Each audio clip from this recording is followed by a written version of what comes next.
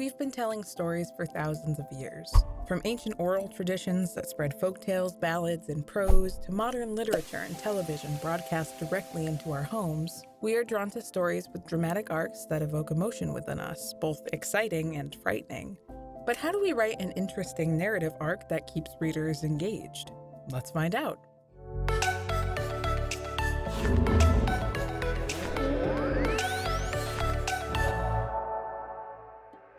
Hey guys, I'm Emma with Servicescape and welcome back to Write On.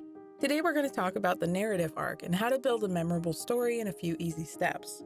To start, let's touch on some different types of narrative structures, all of which are different ways a story can unfold.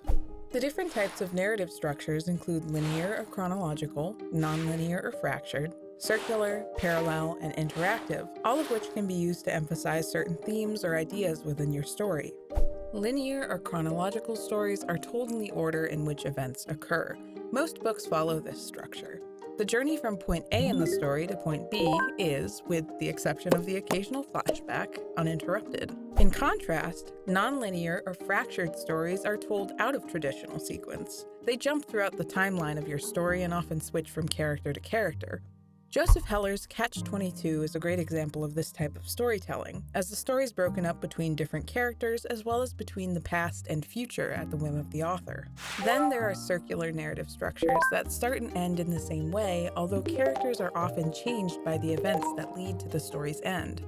For example, in S.E. Hinton's The Outsiders, the novel begins and ends with the same sentence, the last sentence and therefore the entire book revealing that the story is an essay the main character Ponyboy has been writing for school.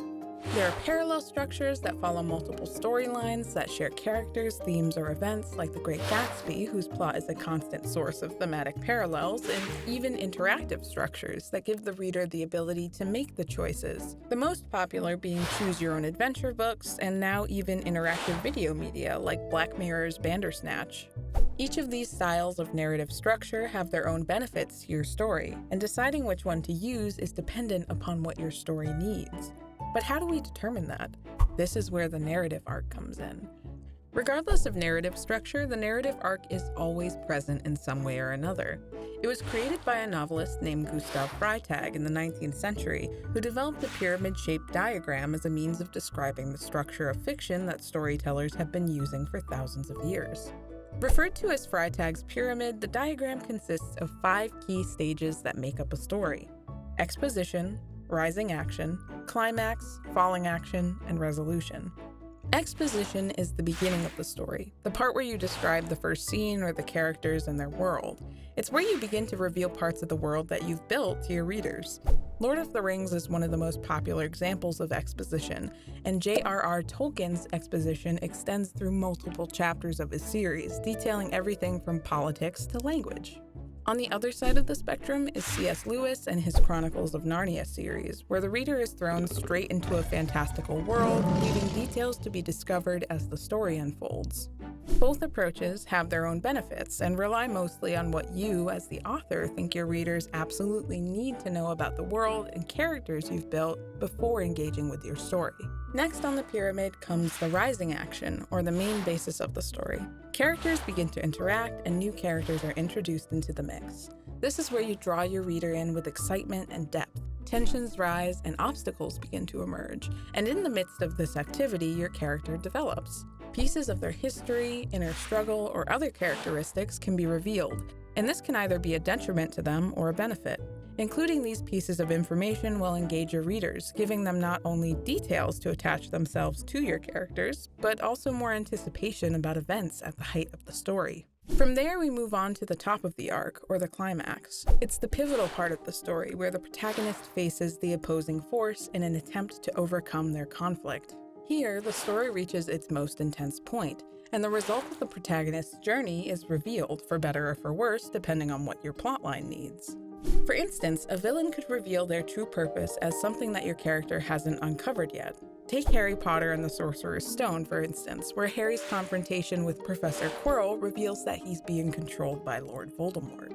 This moment is built up slowly throughout the exposition and rising action, the main characters' own histories and research leading to discoveries that bring them closer to the climax of the story. It's important that your climax connects to everything that you as the author have built in the 2 previous key points of the arc in order to make the payoff more satisfying to your reader. Next comes the falling action. This is where the characters come down from the top of the narrative arc and lead the story through the changes resulting from the events of the climax. This could be a return to the new reality the characters face after the results of the rising action and climax, deflating the tension and leading to the resolution. And at the resolution, you can start asking yourself how your story is going to end. Do the characters succeed or fail? Will they start a new life? Do they die? Did they learn something? Regardless of how your story ends, it's important to keep in mind that these key points are a starting point and serve to help you with the basic organization of your plot and timing of particular reveals. Like any good writing tool, it's flexible and meant to be easy to understand and customize for your own story's needs. Freytag's pyramid in particular can be expanded upon, and you can add more details between each point to help you plot your story. We have an in-depth article about narrative arc on our website that goes into further detail if you're interested. I'll leave a link in the description below. It's important to keep in mind, though, this is not the only way to organize your plot. Some writers prefer note cards, mood boards, pre-made templates, lists, outlines, plain timelines, or even a mix of different approaches.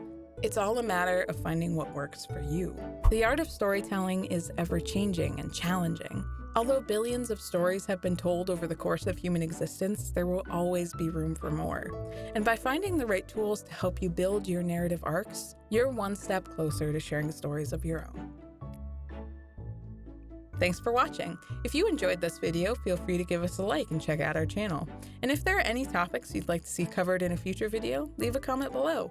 See you next time.